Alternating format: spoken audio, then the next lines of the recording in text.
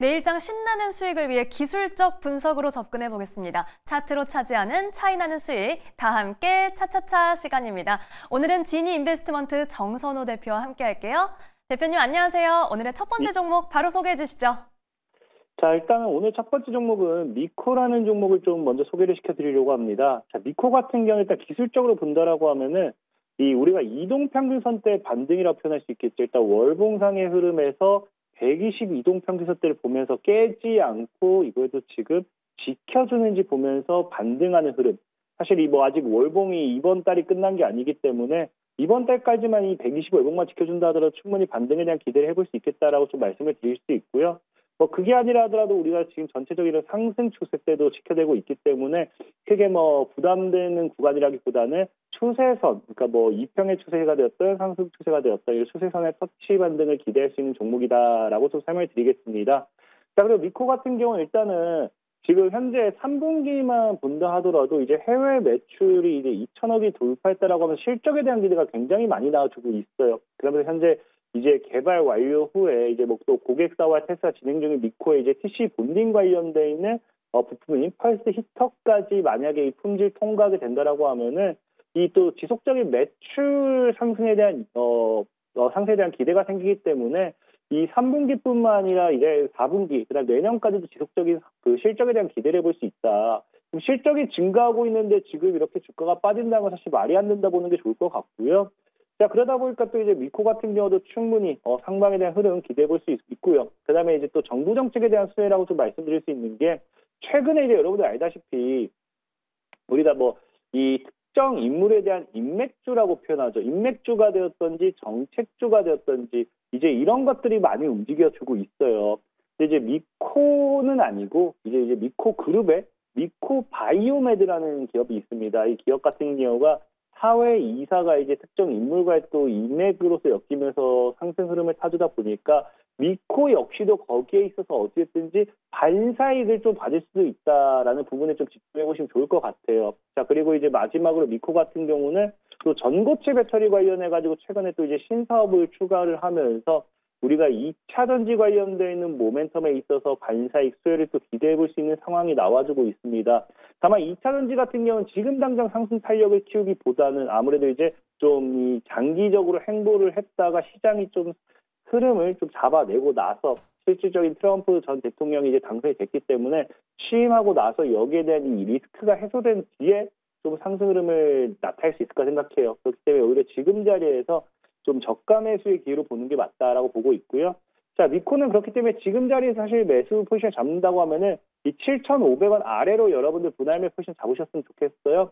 7,500원 아래로 분할매 포지션 잡으시고요. 자, 목표 가격 일단 기본적으로 이 과거 저항대에 찾아가기 전인 15,000원 정도 보시면 딱 괜찮지 않을까 좀 생각을 해보고 있습니다. 그 손절 가격 때는 추가적인 하방이 나와주지 않는다라고 하면 현재 5,000원 구간대만 지켜낸다라고 하면은 얼마든지 상방에 대한 기대를 해볼 수 있다라고 좀 말씀을 드리겠습니다. 자, 그리고 두 번째로는 이제 현대무벡스라는 종목을 좀 소개를 시켜드릴게요.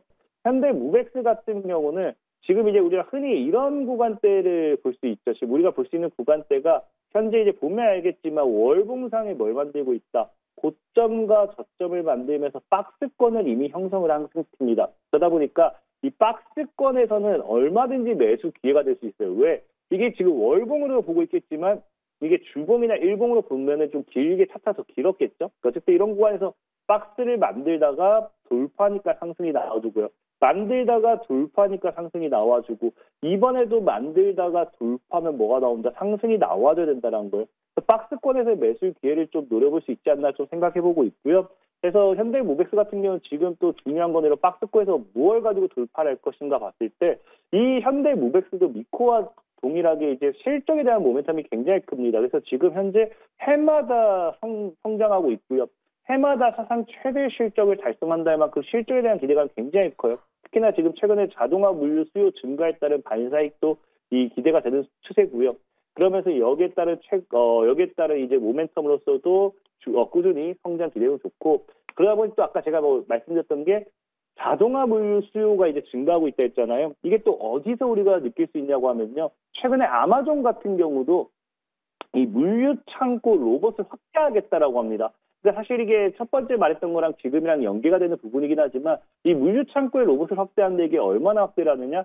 지금 현재 기존보다 10배 정도는 더 확대를 하겠다라고 이야기를 했기 때문에 당연히 10배나 확대된다는 건 이 시장의 규모라고 사실 하기는 어렵지만 어느 정도 실적이라든지 이런 것들 역시도 꾸준한 성장을 우리가 기대해 볼 수 있다는 거에서 그거와 함께 또 추가적인 성장 모멘텀도 나와준다 보시면 좋을 것 같고요. 자, 그리고 또 현대모비스 같은 경우는 또 이제 미코와 동일하게 2차 전지 설비를 또 공급하고 있습니다. 그러다 보니까 2차 전지로도 엮이긴 하는데 아까 앞서 말씀드렸던 2차 전지 같은 경우는 전체적으로 조정을 좀 많이 주고 있어요. 그렇기 때문에 장기적으로 봐야 될 부분이지 단기적으로 봐야 될 부분은 아니다. 좀 말씀을 드리고 싶고. 자, 그러다 보니까 현대모비스 같은 경우 지금 내가 만약에 매수 포지션을 취하고 있다 하시는 분들은 현재 이 3,000원 아래로서 매매를 좀 진행해 보시면 좋을 것 같아요. 그러면 이 3,000원 아래로 매매 진행한다고 하면은 전에 있던 고점대 돌파하면서 6,000원 정도까지 다시 치고 간지 보시면 좋을 것 같고요. 손절 가격대는 이 박스권의 하단이 될 수 있는 2,500원대만 크게 이탈하지 않는다라고 하면은 얼마든지 들고 하셔도 좋을 것 같다라고 좀 말씀을 드리겠습니다.